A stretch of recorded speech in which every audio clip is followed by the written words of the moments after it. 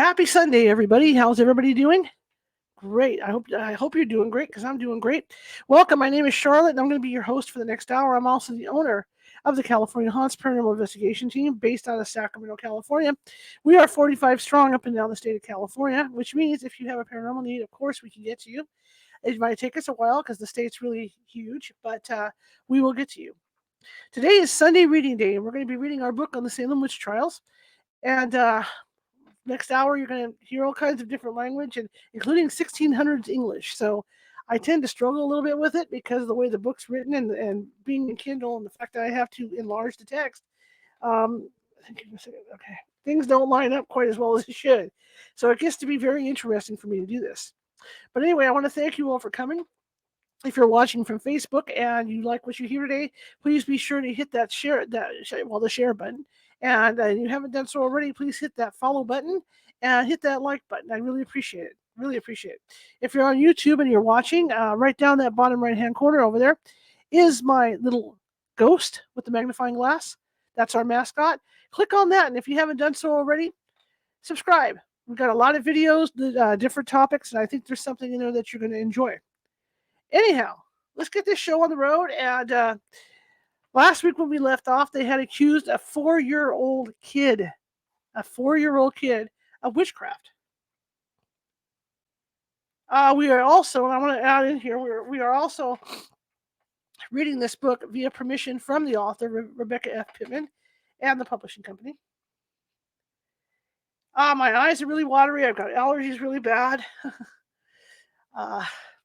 I woke up today and I looked at my hair and I looked like my mother, so I had to do something about it. And all the ladies out there would understand that.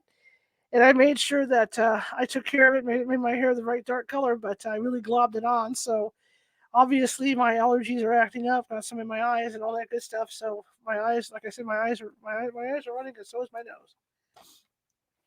Okay, so I'm going to read for about an hour. You don't have to sit here and watch me. No, that's not what today's about. Today's about I can read, and you could go clean the house or do whatever it is you want to do. See, while I'm reading, and you can just simply listen to me read.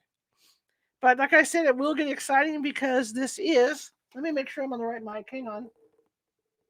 While I do this, because I always switch the mics around. Yep. Um. Let me make. I wanted to make sure I was on the right mic. Because this is old English, and I'm talking 1600 English. So it does get interesting with the spellings, from the testimony and stuff. Okay, without further ado, we will read okay, all right, let's do this. Woo. It was Thursday, and the lecture was dutifully conducted in the Salem Village Meeting House. At its conclusion, a crowd ambled back to Ingersoll's around 4 in the afternoon. Once inside, Abigail Williams and Mary Walcott took center stage. They announced the specters of William and Deliverance Hobbs were attacking them. They yelled that Goody Hobbs had bitten Mary's foot as she passed their table.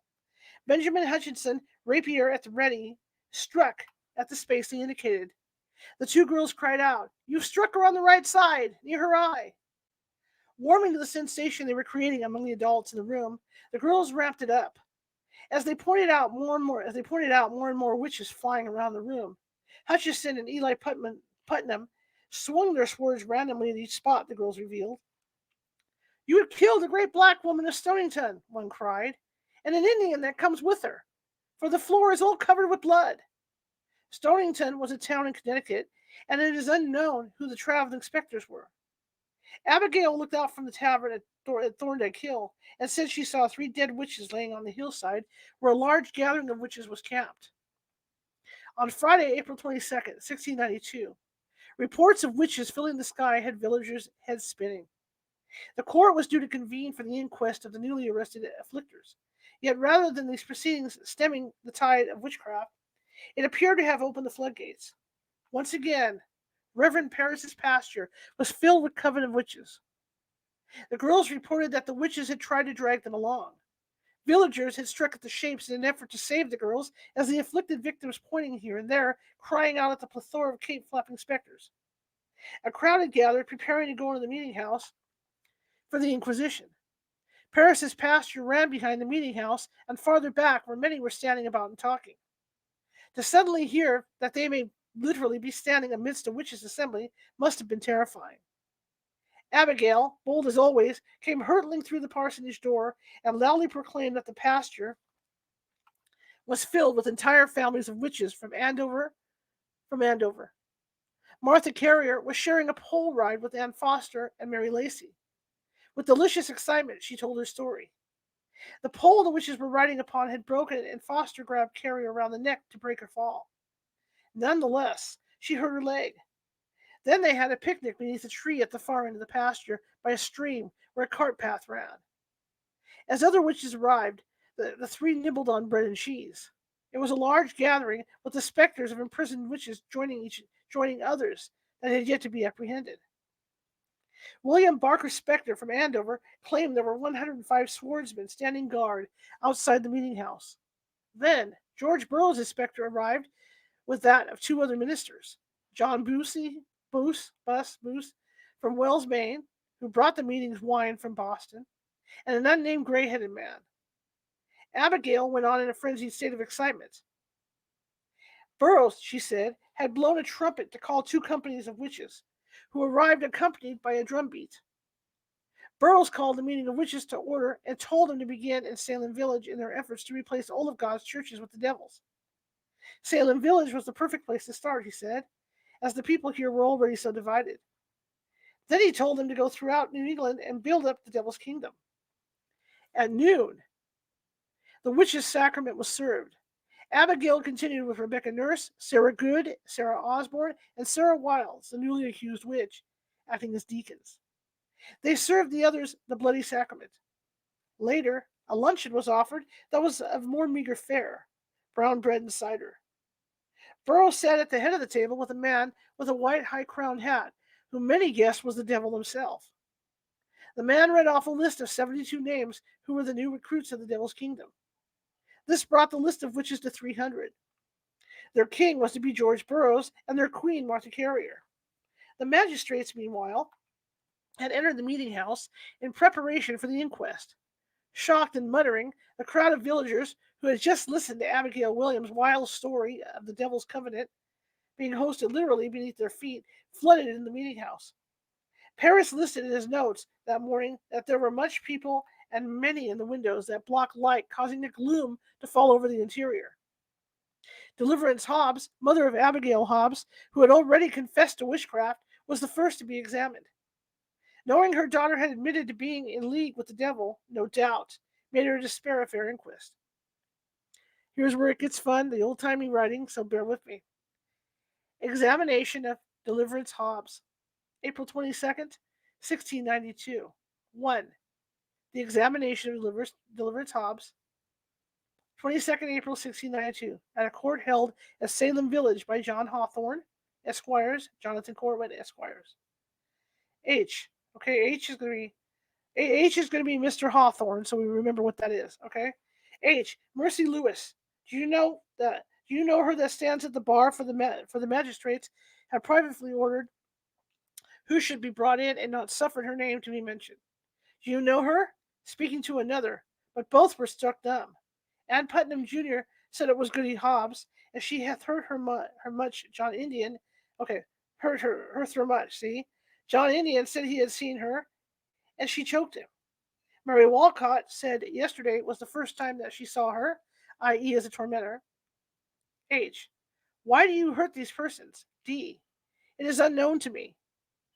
How come you commit acts of witchcraft? D. I know nothing of it. H. It is you or your appearance. How comes this about? Tell us the truth. D. I cannot tell. H. Tell us what you know in this case. Who hurts them if you do not? D. There are a great many persons hurts us all. H. But it is your appearance. D. I didn't know it. H. Have you not consented to it, that they should be hurt? D. No, in the sight of God and man, as I shall answer another day. H. It is said you were afflicted. How came that about? D.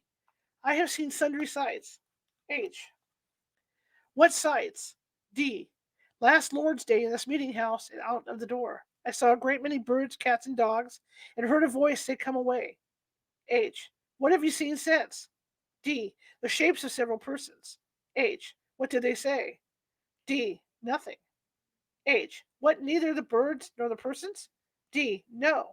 H. What persons did you see? D. Goody Wilds and the shape of Mercy Lewis. H. What is that? Did either of them hurt you? D. None but Goody Wilds, who tore me almost to pieces. H. Where was you then? D. In bed. H. Was not the book brought to you by sign, or brought to you to sign? D. No. H. Were you not were not you threatened by anybody if you did not sign the book? D. No, by nobody. H. What were you tempted to under your affliction? D. I was not tempted at all. H. Is it not a solemn thing that last Lord's Day you were tormented, and now you are become a tormentor, so that you have changed sides? How comes this to pass? Now we're to Abigail. Okay, we got Asterisk and Abigail Williams. Cry out there, and Ann Putnam Jr. Cry out there. Is Goody Hobbs upon the beam? She is not at the bar. They cannot see her there, though there she stood. H. What do you say to this? That you were at the bar in person, yet they see your appearance upon the beam, and whereas a few days past you were tormented, now you are become a tormentor. Tell us how this change comes. Tell true. D. I have done nothing. H. What have you resolved you will not confess? Hath my body threatened you if you do confess? You can tell how this change comes. Asterisk. She looked upon John Indian, and then another, and then they fell into fits. H. Tell us the reason for this change. Tell us the truth. What have you done? D. I cannot speak. H. What do you say? What have you done? D. I cannot tell. H. Have you signed any book? It is very lately then. When was it? D. The night before the last. Excuse me. H. Well, the Lord open your heart. Let me grab a thing here because, I'm going to have this issue. Well, the Lord open your heart to confess the truth. Who brought the book to you? D. It was Goody Wilds. H. What did you make your mark with in the book? D. Pen and ink. H. Who brought the pen and ink? D. They that brought the book. Goody Wilds. Did they threaten you if you... They that brought the book... Okay, this is them. Okay, it switches off because it doesn't say that he asked the question. So this is where the confusion comes in. Okay, here's her answer. D. They that brought the book. Goody Wilds. Now, it should say H, but it doesn't. Did they threaten you if you did not sign? D. Yes, to tear me in pieces. H. Was there anyone else in company? D. No, sir. H. What did you afflict others by? Did they bring images? D. Yes. Who brought the... Okay, yes. H. Who brought the images? A. Goody Wild and John Osborne. I'm sorry, John Osborne. I'm sorry, Goody Wild and Goody Osborne. H. What did you put into those images? D. Pins, sir. H. Well, tell us who have you seen of this company? D. None but those two. Now we're on the reverse side, whatever that means. H. Have you not seen many? No. I heard last night a kind of thundering. H. How many images did you use? D. But two. H. Nay, here is more afflicted by you. You said more. Well, tell us the truth. Recollect yourself. I am amazed. Can you remember how many were brought? D. Not well, but several were brought. H. Did not they bring the image of John Nichols, his child? D. Yes. H. Did you not hurt that child? D. Yes. H. Where be those images at your house? D. No, they carried them away again. H. When? D. They carried some then and some since. H. Was it Goody Wild in body or appearance? D. In appearance. H. Was there any man with them? D. Yes, a tall black man with a high-crowned hat. H. Did you know more of them? No, sir. D. No, sir. Okay, note. All the sufferers free from affliction during her examination after once she began to confess, though at sundry times they were much afflicted till then. Note.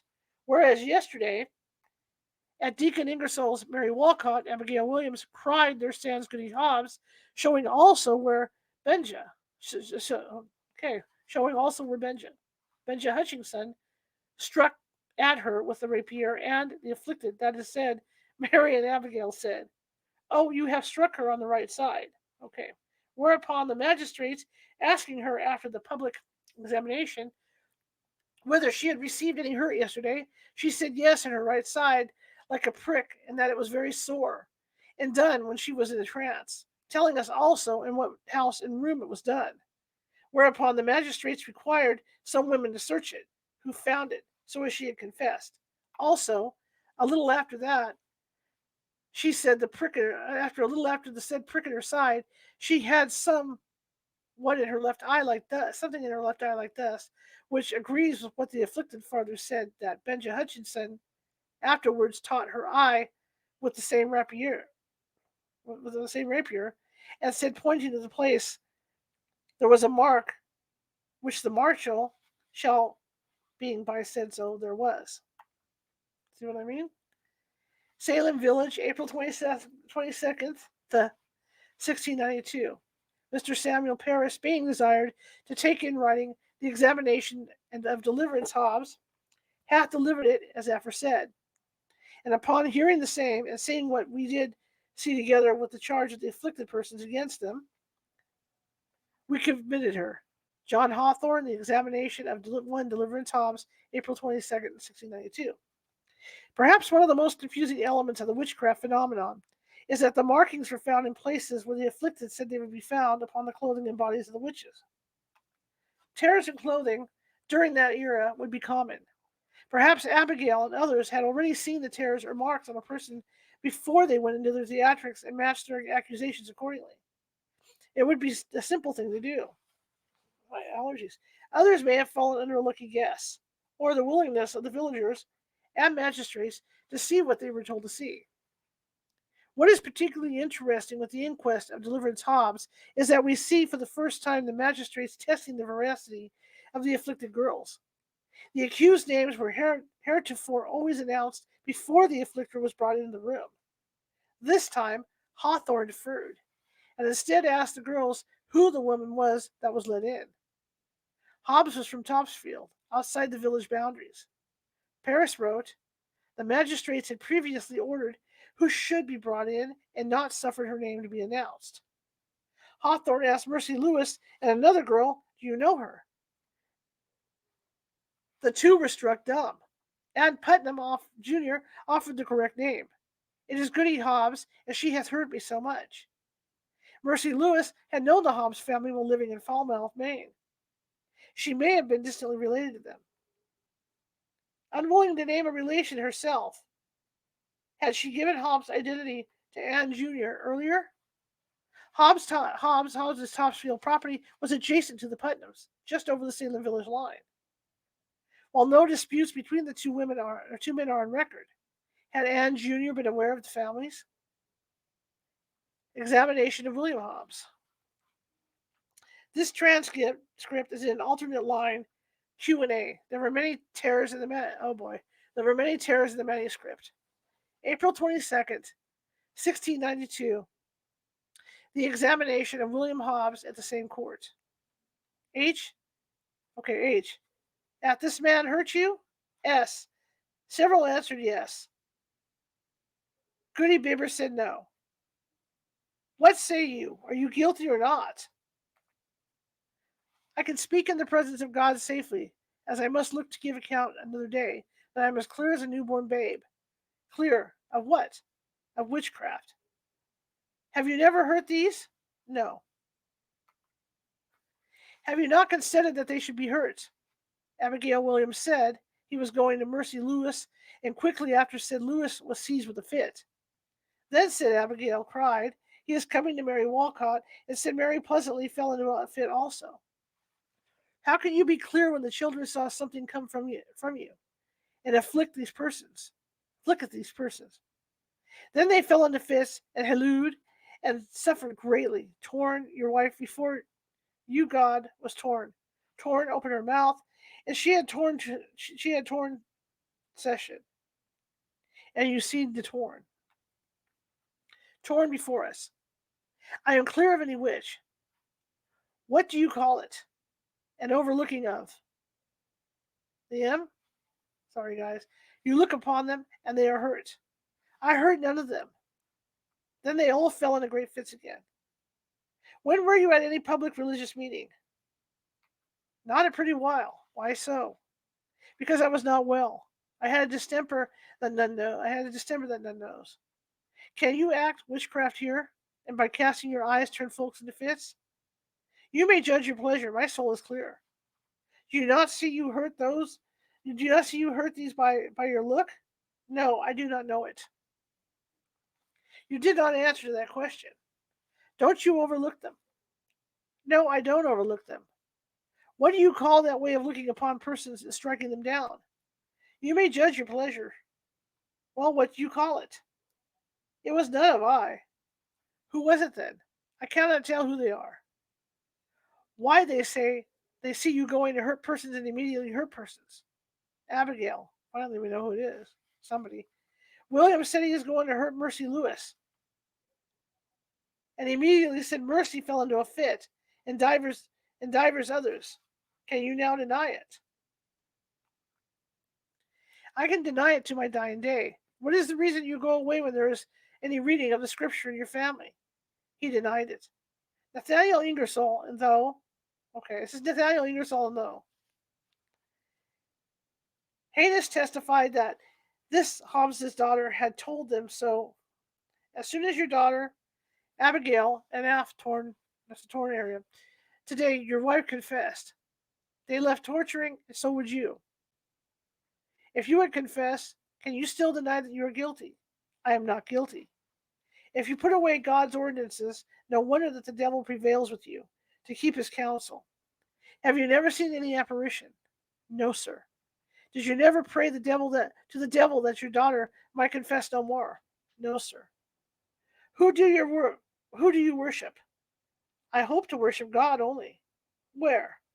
In my heart. But God requires outward worship, not worship him in public.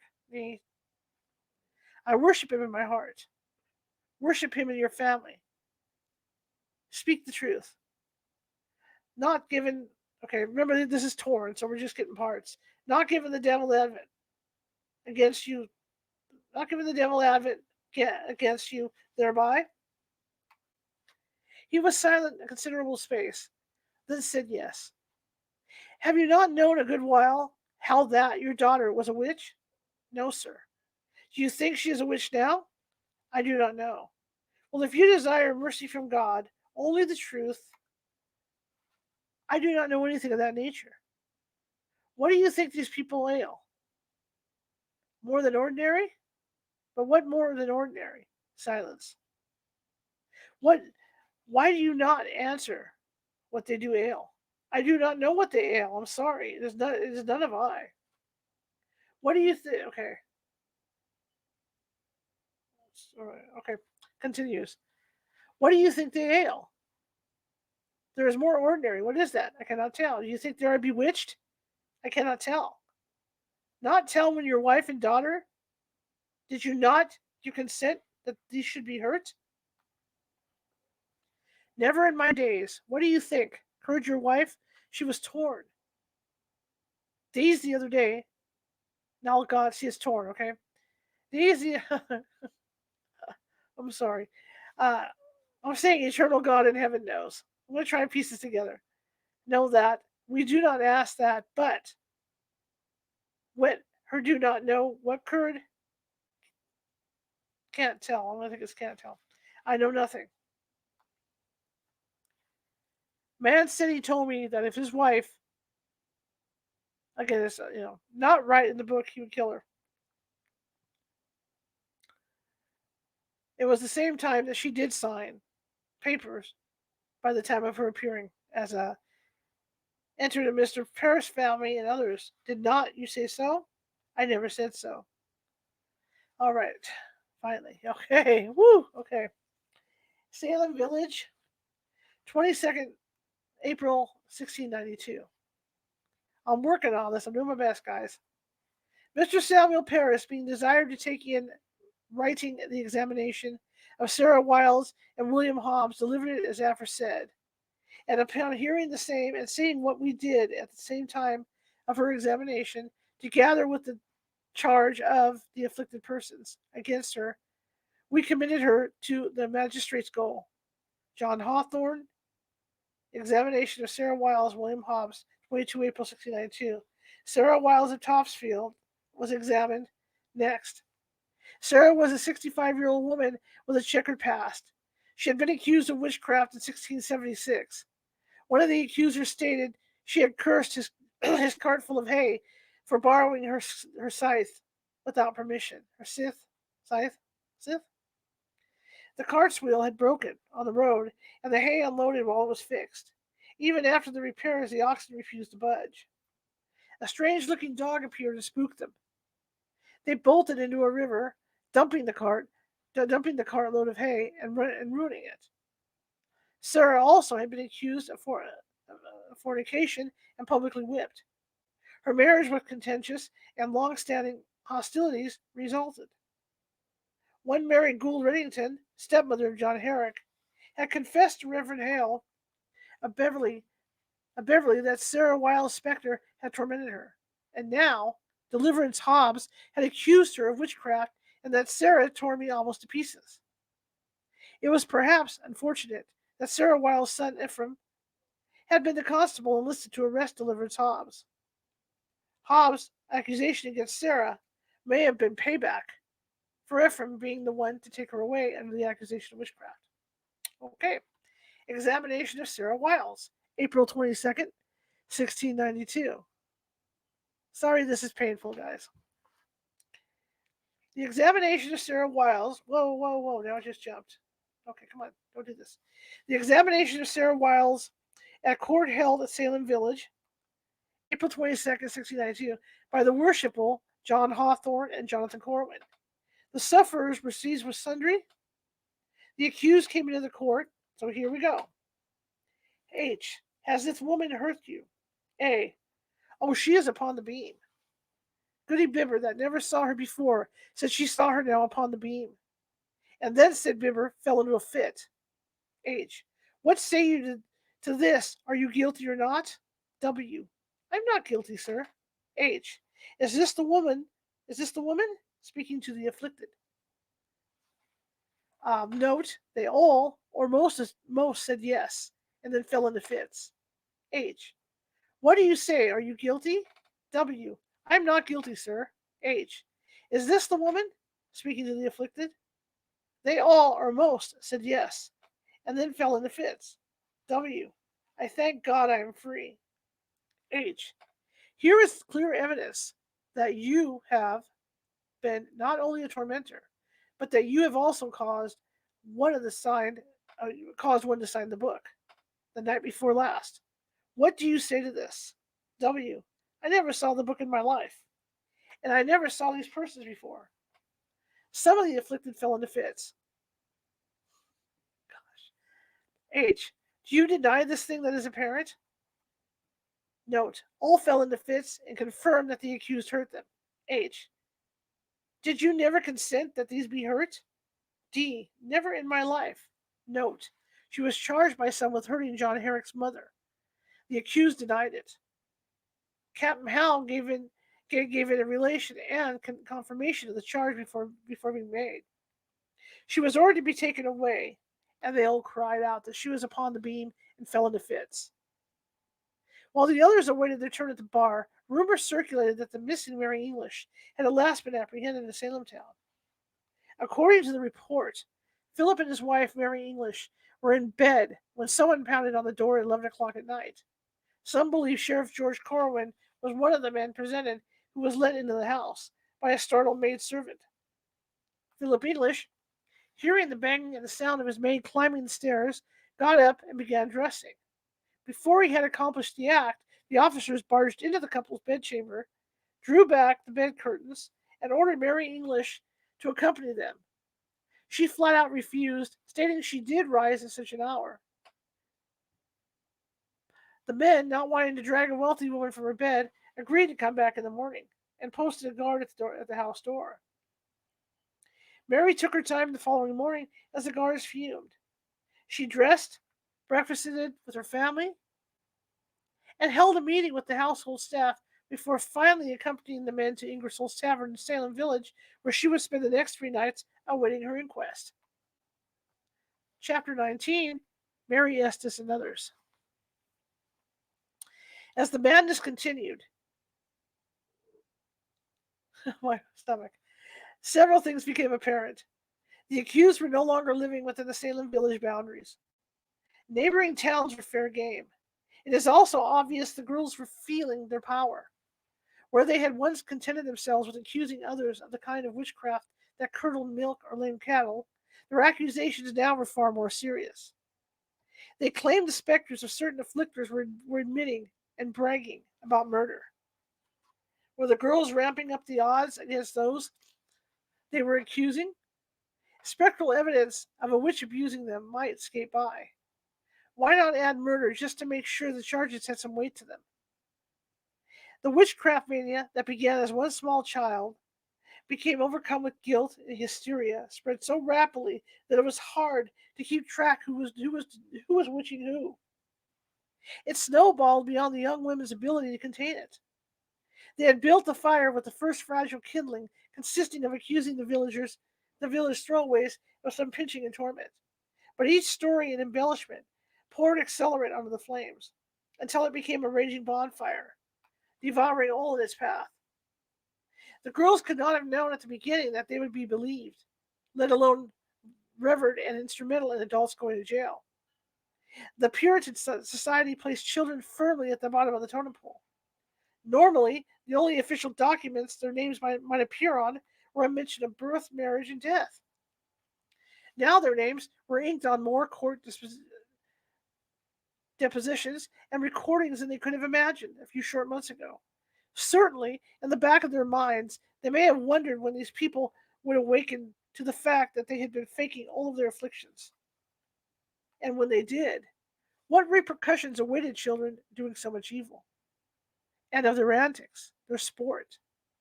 What if saying specters were doing most of the mischief didn't stick? 3 witches had actually confessed something that probably shocked the girls.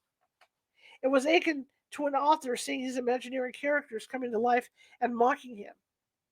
The girls had taken great strides to make their visions believable, even furnishing visions of torn cloth that actually appeared in the accused coats, where swords had attacked spectral beings.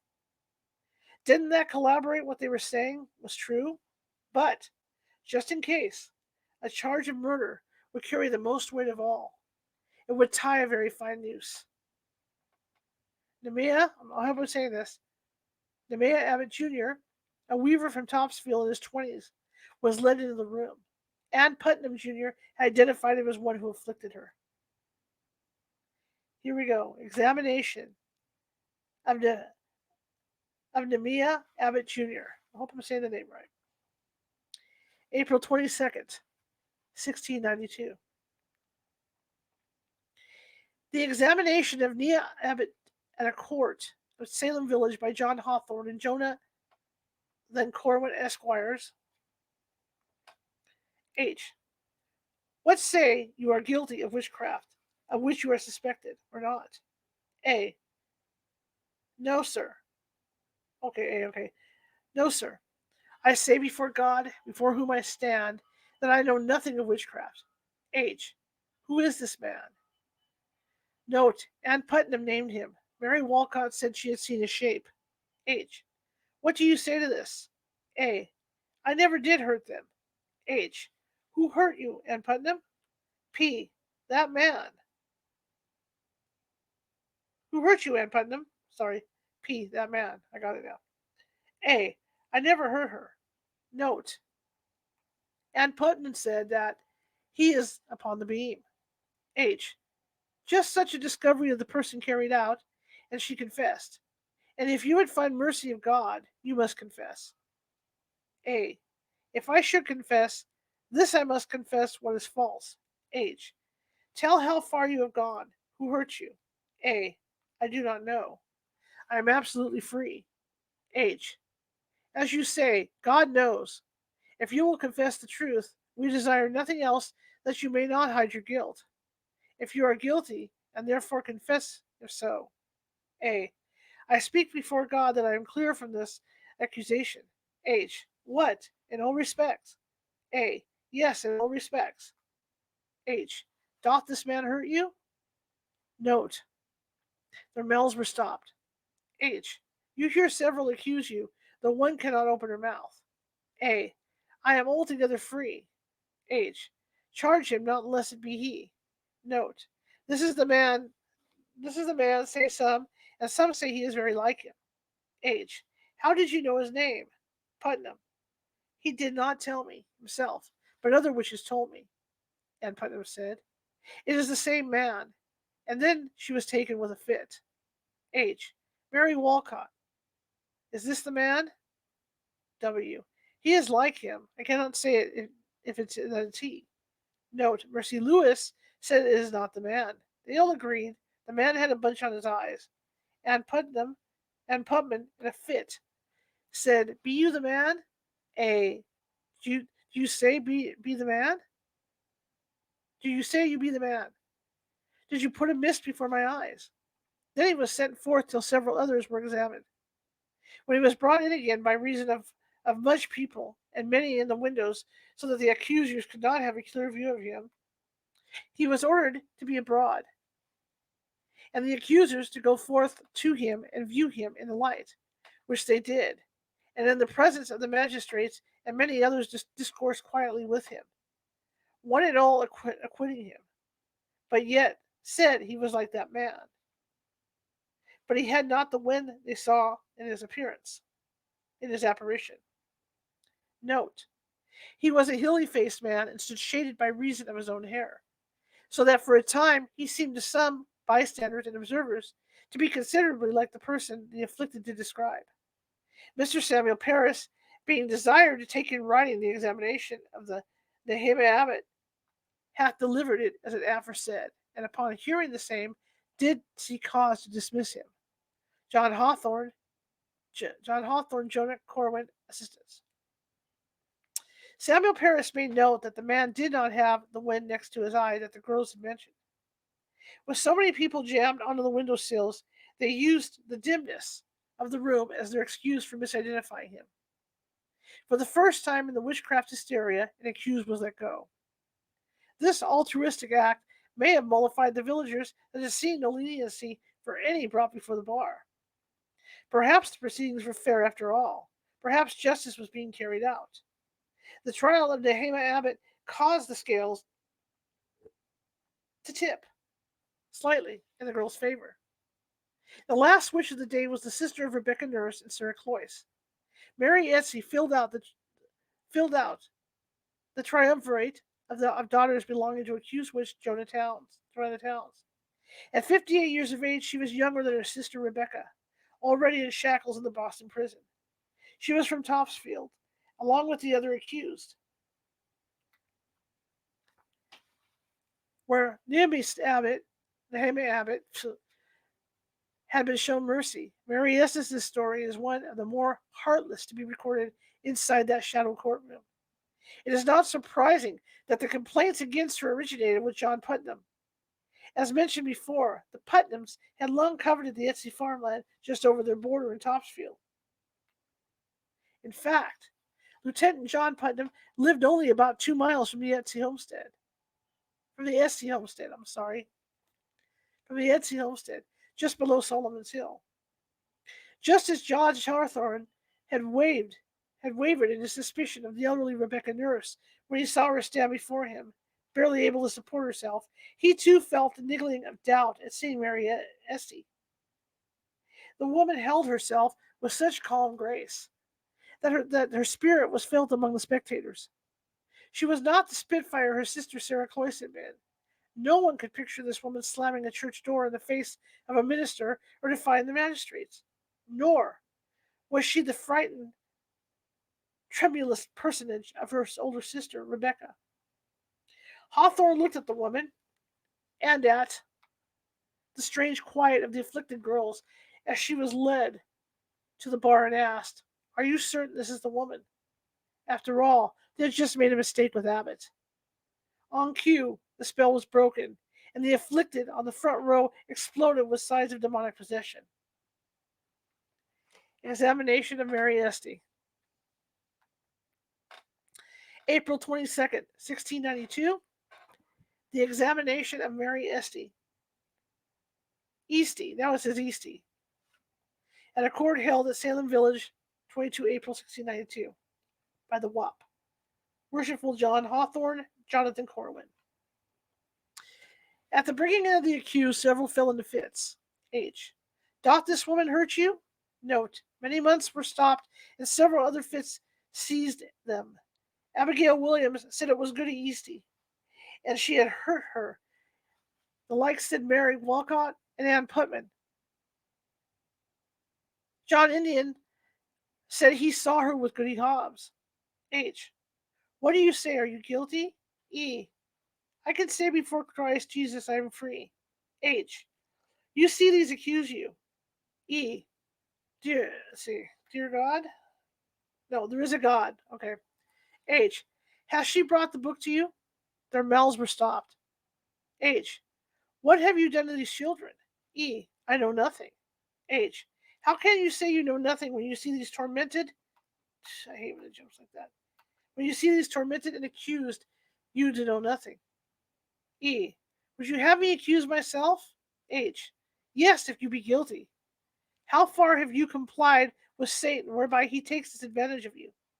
E. Sir, I never complied, but prayed against him all my days. I have no compliance. I have no compliance with Satan in this. What would you have me do? H. Confess if you be guilty. E. I will say it. If it was my last time, I am clear of the sin. H. Of what sin? E. Of witchcraft. Are you certain this is the woman? Note. Never a one could speak for fits. By and by, Ann Putman said that was the woman. It was like her.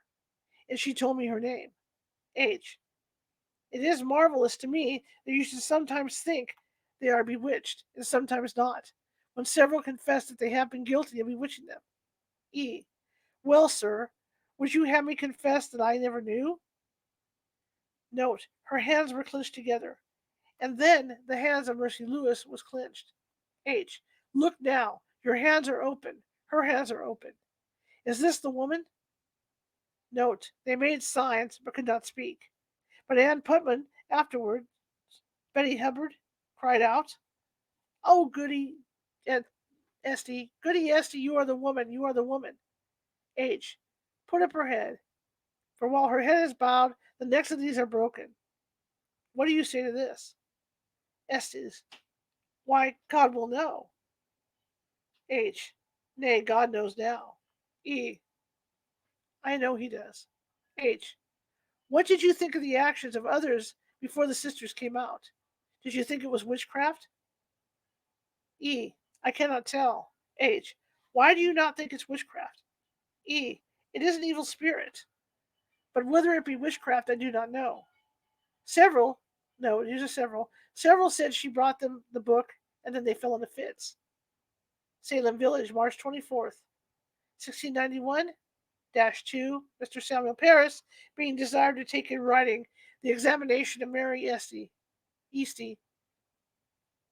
They changed the spelling on me. Hath delivered it, as aforesaid. Upon hearing the aforesaid, and seeing what we then did see, together with the charge of the persons then present, we committed, said Mary Esty, to their magistrate's goal. John Hawthorne, Jonathan Corwin, assist. Okay, let me do this. Wipe real quick. So the minute I put the thing down, I gotta wipe it, right? No justice. Edward and Sarah Bishop's examination notes are not extant. Edward was the unfortunate man who had beaten John Indian on April 11th and admonished him at other times during his fits at Ingersoll's ordinary. Many had learned it was not wise to antagonize one within the afflicted circle. The Bishops lived a stone's throw from Dr. Grigg's home in the royal section of Salem Village. They ran an unlicensed tavern from their home and had been in court many times.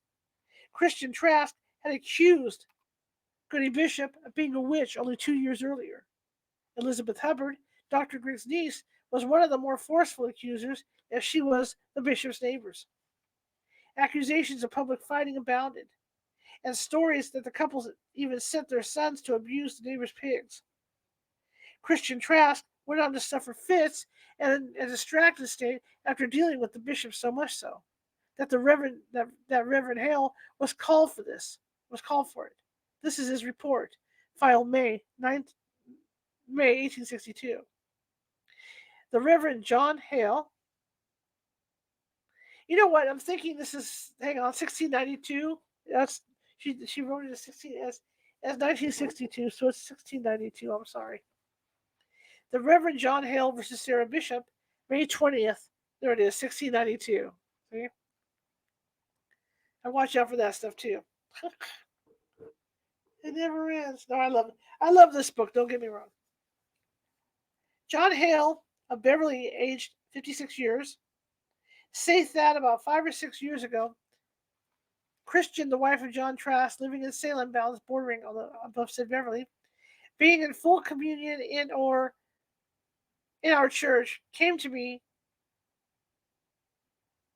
to say that Goodwife Bishop, her neighbor wife of Edward Bishop Jr., might not be permitted to receive the Lord's Supper in our church till she had given the said Trask satisfaction for some offenses that were against her, this because the bishop did entertain people in her house at unseasonably hours in the night to keep drinking and playing at shovelboard, whereby discord did arise in other families and young people who were in danger to be corrupted, and that the said Trask knew these things and had once gone into the house and finding some at shovelboard had taken the pieces they played with and thrown them into the fire, had reproved the said bishop for promoting such disorders, but received no satisfaction from her about it.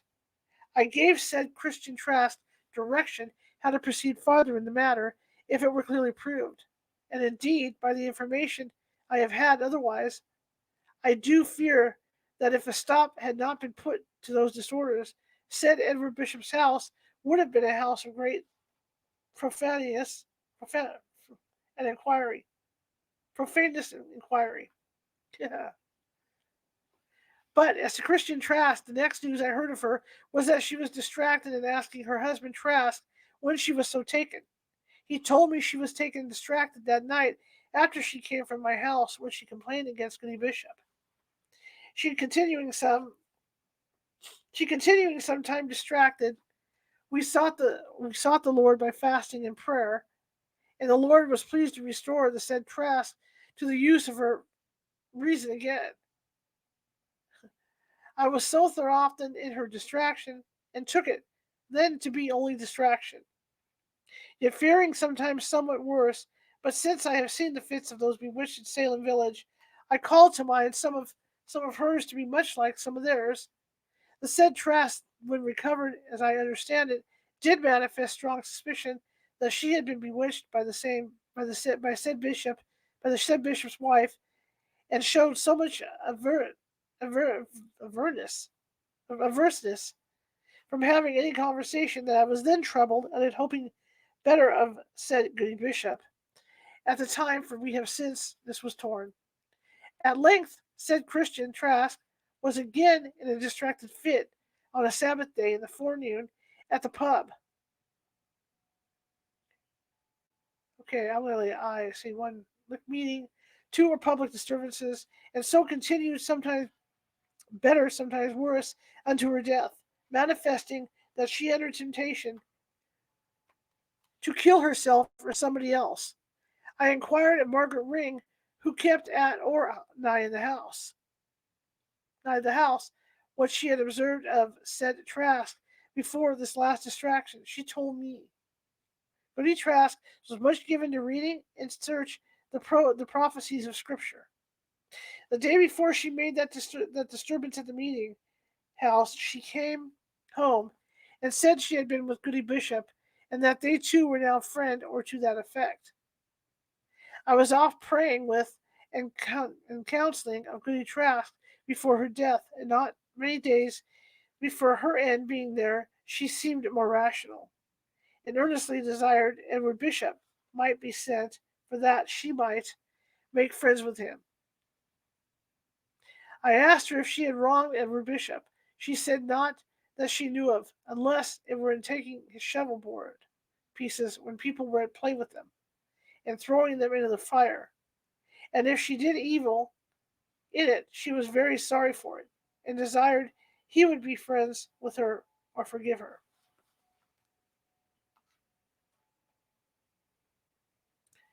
This was the very day before she died, or a few days before. Her distraction or bewitching continued about a month, and in those intervals wherein she was better, she earnestly desired prayers and the Sabbath before she died. I received a note for prayers on her behalf, which her husband said was written by herself, and I judged it was her own handwriting, being well acquainted with her hand.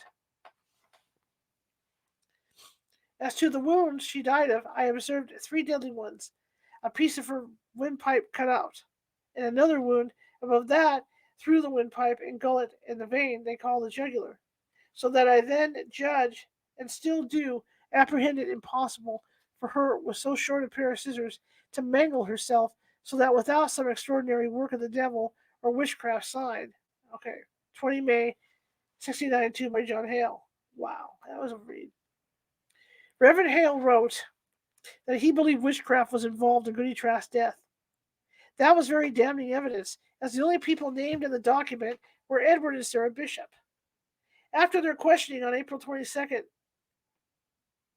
1892, they were ordered to jail to await their trial for witchcraft. Mary Black. Mary Black was next. She was an African American slave who was believed to work for Nathaniel Putnam's son Benjamin. Mary was only the second black person to stand before the bar. Her predecessor, Tuba Indian, had a much lengthier examination than this accused. Examination of Mary Black and clearance by proclamation. April 22nd, 1692. See the other things in 1892, so these dates are kind of confusing here. The examination of Mary Black, a Negro, at a court held at Salem Village, 22 April 1692, by the magistrates of Salem. H. Mary, you are accused of sundry acts of witchcraft. Tell me, be you a witch? B. Silent. H.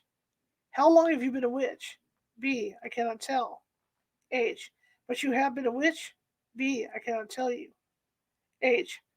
Why do you hurt these folks? B. I hurt nobody. H. Who doth? B. I don't know. Benjamin Putnam. Her master saith the man sat down upon the farm with her about 12 months ago. H. What did the man say to you? B. He said nothing. H. Doth this negro hurt you? Note. Several of them said yes. H. Why did you hurt them? B. I did not hurt them. H. Do you prick sticks? B. No, I pinned my neckcloth. H. Well, take out a pin and pin it again. Note. She did so, and several of the afflicted cried out that they were pricked. Mary Walcott was pricked in the arm till the blood came. Abigail Williams was pricked in the stomach, and Mercy Lewis was pricked to the pricked to the foot. Mr. Samuel Parris being desired to take in writing the examination of Mary Black, a Negro woman, delivered it as aforesaid. And upon hearing the same and seeing what we did, then see together with the charge of afflicted persons, then present we committed, said Mary Black. Per us, John Hawthorne, Jonathan Corwin, assistants. Okay. Mary English's examination does not exist. We know she was the wife of Philip English, a wealthy merchant in Salem town.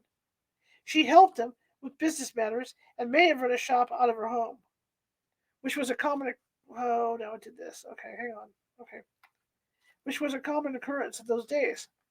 There were rumors that some of the less fortunate Salem town folk found her to be rather self-important. Not a hanging crime, but in the witch trial climate, one could use all the friends one could make. At the end of a long train of inquisitions, the magistrates and ministers started up to Ingersoll's to dine and to make sure their horses were attended to. Oats of hay were duly noted on Ingersoll's tab for the visiting dignitaries. At the end of the day, Marshal Herrick took the strange menagerie to Salem's Gaol, which is the jail, Gaul.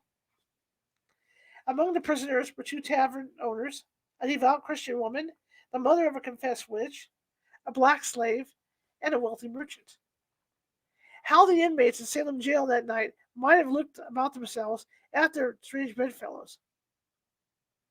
Did the poor among them secretly gloat at seeing the likes of a fine lady such as Mary English huddled in the filthy straw? The juxtaposition of the souls accused of mounting poles and flying through the night air, dining with the devil, and tormenting innocent children was a surreal reality to accept. But reality it was for these accused witches, and it came with iron shackles, slops, and a threadbare blanket. Meanwhile, the devil's minions were dining on their own fare in Paris's pasture outside the meeting house. No other mention was made of the diabolic sacrament that day, with one exception. Deliverance Hobbs reminded the magistrates of it when they came to the jail to question her later that day. Chapter 20, Susanna Sheldon enters the fray.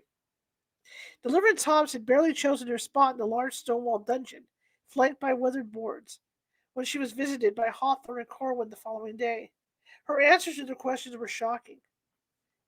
Examination of Deliverance Hobbs in prison, April 23rd, 1692. The first examination of Deliverance Hobbs in prison. She continued in the free acknowledging herself to be a covenant witch, and further confesseth she was warned to a meeting yesterday morning, and that there was present Proctor and his wife, Goody Nurse, Giles Corey, and his wife. Goody Bishop, alias Oliver, and Mr. Burrows was the preacher, and pressed them to bewitch all in the village, telling them they should do it gradually and not all at once, assuring them they should prevail.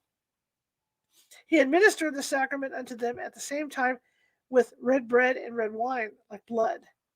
She affirmed she saw Osborne, Sarah Good, Goody Wiles, Goody Nurse, and Goody Wiles distributed the bread and wine, and a man in a long crowned white hat next the minister, and they sat seemingly at a table, and they filled out the wine at tankards. The notice of this meeting was given her by Goody Wiles. She herself affirms did not, would, nor eat nor drink, but all the rest did who were there present. Therefore they threatened to torment her.